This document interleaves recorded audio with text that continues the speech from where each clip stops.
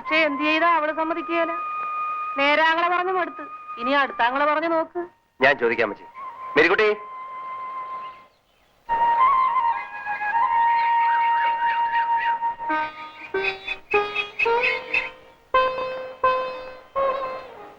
മേരിക്കുട്ടി, നല്ലൊരു കല്യാണ കാര്യമാണ് നിനക്ക് വന്നിരിക്കുന്നത്.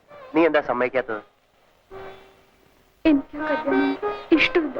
എന്താ, നിനക്ക് ചെറുക്കനെ പിടിച്ചില്ലേ? ഞാനൊരു കാര്യം ചോദിച്ചാൽ നീ തുറന്നു പറയണം. നീ ആരെങ്കിലും സ്നേഹിക്കുന്നുണ്ടോ? ചോദിച്ചു കേട്ടില്ലേ? ആരെങ്കിലും നിന്റെ മനസ്സിലുണ്ടോ? ആരാണ് അയാൾ? പറയൂ. ആരായാലും നിങ്ങൾ വാ, ഞാൻ നടത്തിച്ചു തരാം. പറയൂ, ആരാണ് അയാൾ?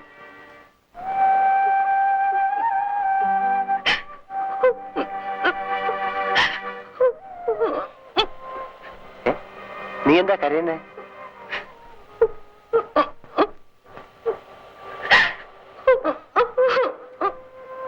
മേരിക്കുട്ടി, നീ ഒന്നുകൊണ്ടും പേടിക്കണ്ട. ആരാണെന്ന് എന്നോട് പറ, ഞാൻ നടത്തി തരാന്ന് പറഞ്ഞില്ലേ? ബാബുട്ടിന് ഇതുവരെ അത് മനസ്സിലായില്ലേ? ഞാൻ ഇഷ്ടപ്പെടുന്നത് എന്റെ ബാബുട്ടിനെയാണ്.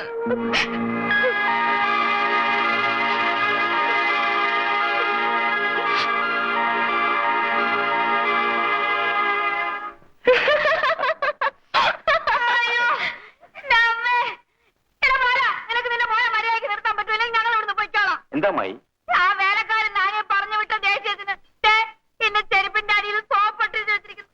ഞാൻ നടുവല്ലിയാ വീണത്. എന്റെ അമ്മേ, അമ്മേ.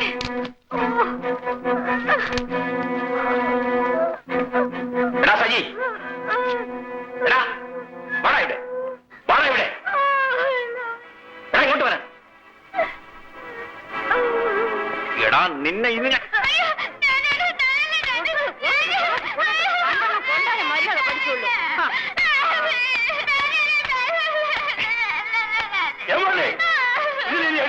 പട്ടി അടിച്ചോളൂ. മദ്യപോലെ അടിച്ചു, ഇഷ്ടം പോലെ അടിച്ചു. അടിയും തൊഴിയൊക്കെ ഈ കുമാരന് പുല്ല. പക്ഷേ ഈ കുഞ്ഞുങ്ങളെ തൊട്ടാൽ കുമാരാ,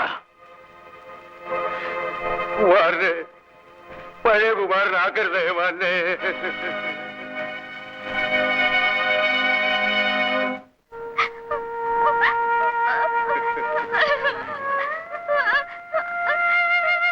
എന്തിനായോ മാന്നെ ഈ പിഞ്ചു കുഞ്ഞുങ്ങളെ ഇവിടെ ഇട്ട് ഇങ്ങനെ ദ്രോഹിക്കുന്നത്?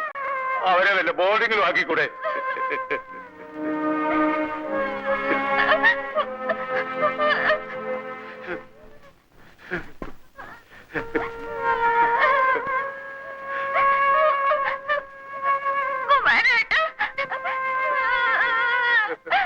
സജിയോനെ,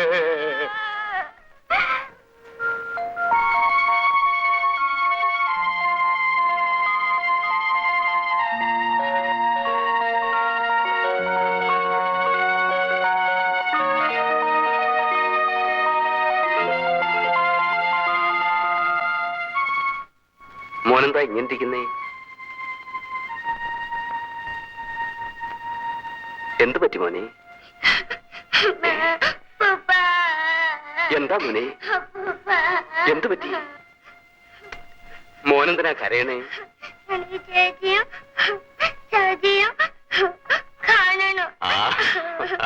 അതിനെന്താ, നാളെ തന്നെ അപ്പൂപ്പനും മോനും മമ്മിയും കൂടെ അവിടെ പോയി അവരെ കാണും. മോൻ കരയണ്ട. അപ്പൂപ്പ, മമ്മി തന്നെ ഡാഡി തല്ലും. മമ്മി ഡാഡി തല്ലിയോ? ആ, ഡാഡി മമ്മിയുടെ കഴുത്ത് പിടിച്ച് ഞെക്കി എന്നിട്ട് തല്ലി. ആ, മോൻ പോയി കളിച്ചു.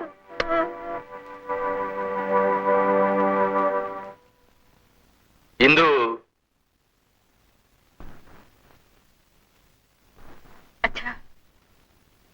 അച്ഛൻ ഒരു കാര്യം ചോദിച്ചാൽ മോള് നേര് പറയുമോ? എന്താ?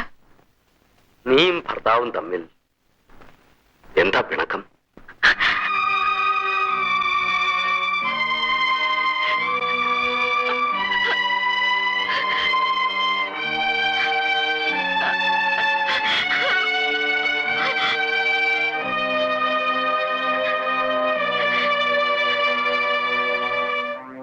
പിണക്കത്തിന്റെ കാരണം മകളുടെ ഭർത്താവ് പറഞ്ഞറിയാതിരിക്കുന്നതാണ് നല്ലത്.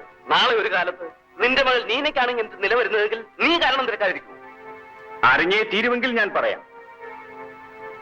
നിങ്ങളുടെ മകളുടെ കഴുത്തിൽ താലി കെട്ടിയത് ഞാനാണ്.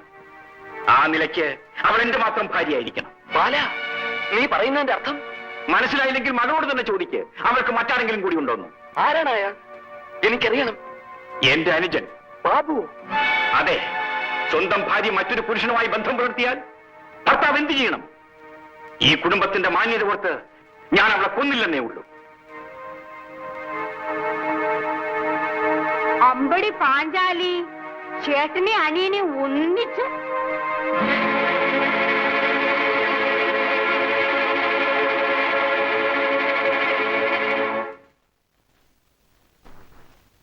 ഇതാ,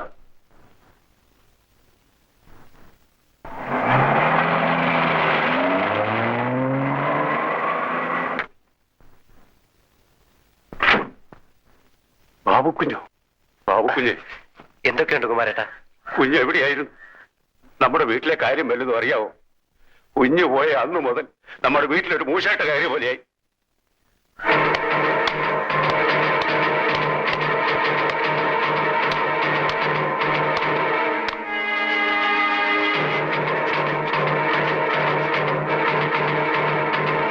വീട് നാനാവിധമായി കഴിഞ്ഞു. ഇനി എങ്ങനെയെങ്കിലും കുഞ്ഞ് ഇതൊന്ന് ശരിയാക്കണം. ആ കുഞ്ഞുങ്ങളുടെ കാര്യം ഇതിലൊക്കെ കഷ്ടം. മൂത്ത് നിങ്ങൾ രണ്ടും ബോഡികളാണ് കുഞ്ഞ്. ഇനിയൊന്നും കുമാരേട്ടൻ പറയണ്ട, ഞാൻ എല്ലാം ശരിയാക്കാം. സജിയും നീനയും കാണാൻ അവരുടെ അച്ഛൻ വരാറുണ്ടോ? ഇവിടെ കൊണ്ടുവന്ന് ചേർത്തിട്ട് ഇതുവരെ വന്നിട്ടില്ല. കുട്ടികൾ രണ്ടും വളരെ ഗ്ലൂമിയാണ്. പേരൻസ് ഇടയ്ക്കിടെ അവരെ വന്ന് കാണുന്നത് നന്നായിരിക്കും. അങ്ങനെ ചെയ്യാം സിസ്റ്റർ. ദേ അവര് വരുന്നുണ്ട്.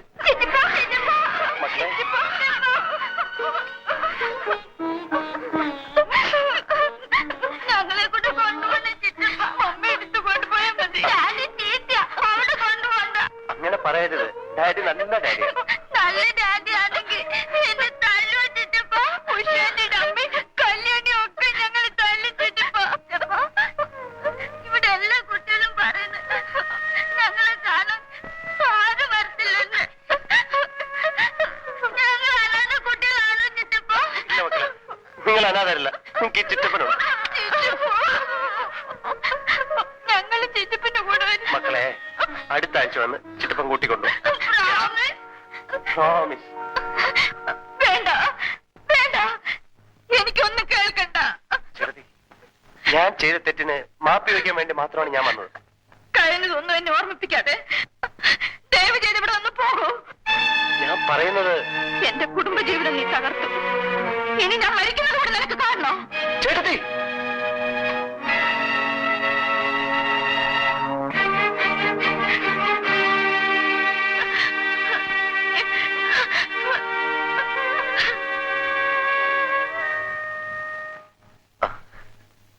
മാവൻ ഇതെവിടെ പോയിട്ട് വരുന്നു? നരകത്തില്. വേണ്ട, നീ ഒരു മനുഷ്യനാണെന്ന് ഞാൻ വിചാരിച്ചിരുന്നു. പോ. പോകാൻ.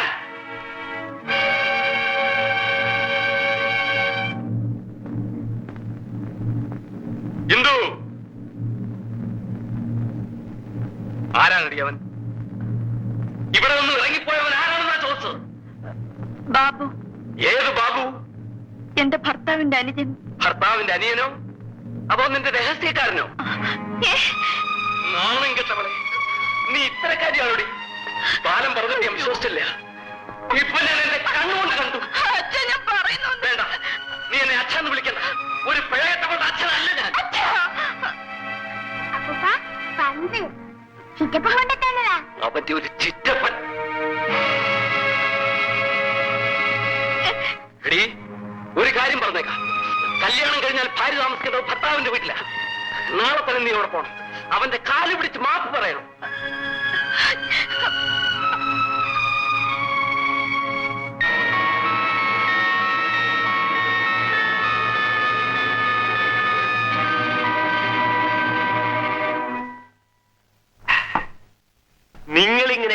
കാശും കെട്ടിപ്പിടിച്ചോണ്ടിരുന്ന പണി നടക്കില്ല. അവനെ തകർക്കണമെങ്കിൽ പണം ചെലവാക്കണം. ഞാൻ എന്ത് ചെയ്യണം ഉറപ്പായി പറയുന്നു? ഒരു 500 രൂപയും കൊടുത്താ വേല റപ്പായി കാണിച്ചു തരാം. 500 രൂപയോ? കഴിഞ്ഞ ഒരു മാസമായിട്ട് ഒറ്റ രോഗി പോലും പഠിക്കാത്ത കയറിയിട്ടില്ല. കാശിന് വലിയ വലിയ റപ്പായി. എന്നാ വലിച്ചോണ്ടിരുന്നോ, എനിക്കെന്താ? ഞാൻ ഈ ചെയ്യുന്നതൊക്കെ നിങ്ങൾക്ക് വേണ്ടിയാ. റപ്പായി പിണങ്ങാതെ ഞാൻ എന്റെ ബുദ്ധിമുട്ട് കൊണ്ട് പറഞ്ഞതാ. അതെ, നിങ്ങൾക്ക് ഒരു 200 രൂപ ഉണ്ടാക്കാവോ? എല്ലാത്തിനും ഇച്ചിരി വെള്ളം മേടിച്ചു കൊടുക്കാനാ. അവനെ ഞാൻ കെട്ടിച്ചു തരാം. ശരി, സമ്മതിച്ചിരിക്കും. ആ,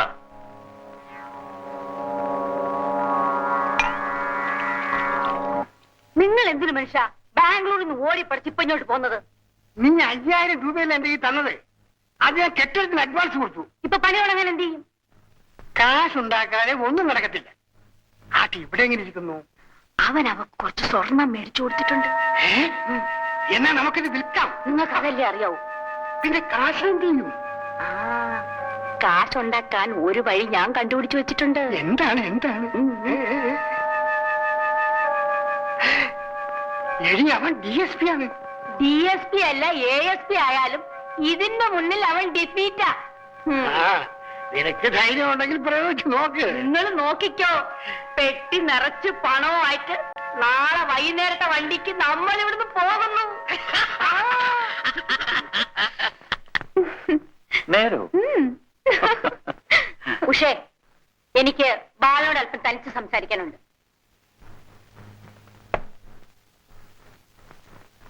ബാല, എന്താ അമ്മായി? ഉഷയും നീയും ഇനിയും ഇങ്ങനെ ചിരിച്ചും കളിച്ചും നടക്കാൻ പറ്റില്ല.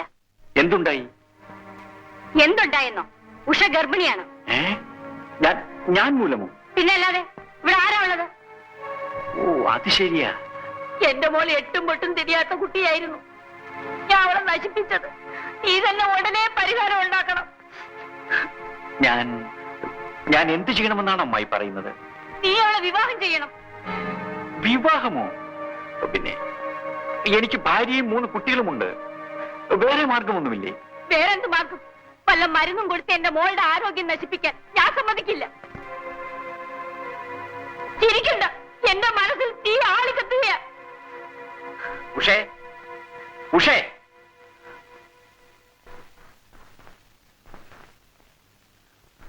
ബാലേട്ടാ, ഒരമ്മയുടെ മുന്നിൽ വെച്ച് മകളോട് ചോദിക്കാൻ പാടില്ലാത്തതാണ്. എന്നാലും എന്താ ബാലേട്ടാ? ഞാൻ മൂലം നീ ഗർഭിണിയാണോ?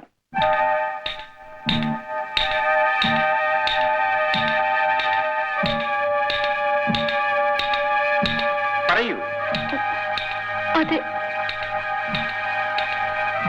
അതെ. അമ്മായി, ആരും അറിയാതെ ഇതൊന്ന് ഒതുക്കി തീർക്കാമോ? 2 ലക്ഷം രൂപ തന്നേക്കാം. 2 ലക്ഷമോ? അതിനുള്ള പേറ്റ് കുറവന്നില്ലല്ലോ. പതുക്കെ ഒരു 4 ലക്ഷം രൂപയായാലോ? 4 ലക്ഷമോ? ശരി, രൂപ എന്റെ കൈ തരണം. അമ്മാവന്റെ കൈ കൊടുക്കാൻ പറ്റില്ല. അവളെ പെറ്റ് വളർത്തിയത് ഞാനാ. അപ്പൊ കാശ് കിട്ടിയാൽ ഗർഭം താനേ പോകും അല്ലേ?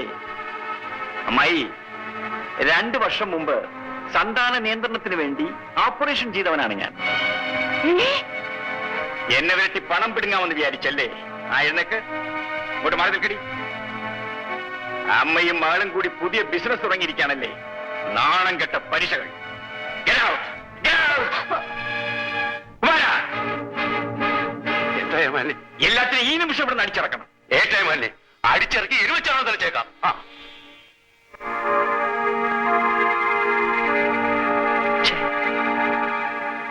ഇങ്ങോട്ട് വാടോ ഇറങ്ങി. എന്താ ഒരു അമാന്തം പോലെ ഇറങ്ങി വാടി. ആരോടാ അടി?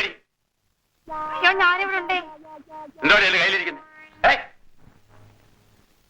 തേങ്ങ മോഷിച്ചു വെച്ചിരിക്കുന്നു. ഓണ വഴിക്ക് കളവഴിക്ക് അടിക്കാനാ?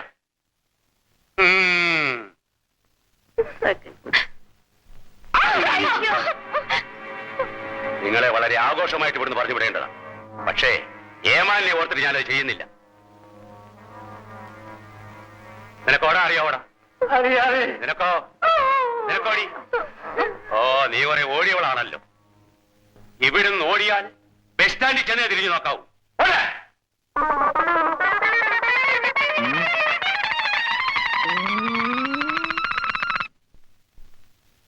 ഡോക്ടർ സാർ, എന്റെ കുഞ്ഞിനൊരു ശ്വാസം മുട്ടൽ, നല്ല പനിയുണ്ട്. ഒന്ന് വീട് വരെ വന്നാൽ. ഞാനിപ്പോ വരാം. അല്ലപ്പാ സാർ, എന്റെ ബാങ്ക് എടുത്തോണ്ടിരും. വരും, പോ.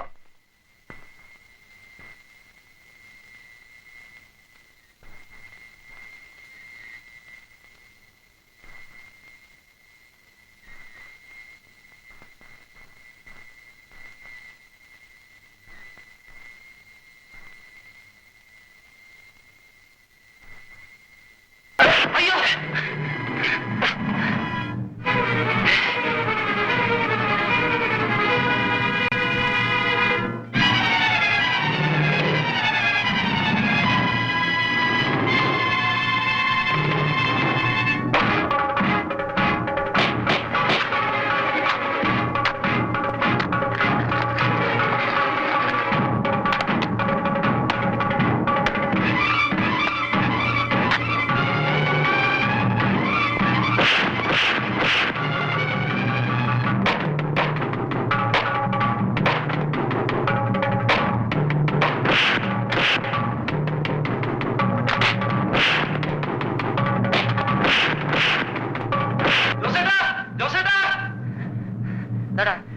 ആ റപ്പായും കൂട്ടും കൂടി നമ്മുടെ ബാബു സാറിനെ തല്ലുന്നു.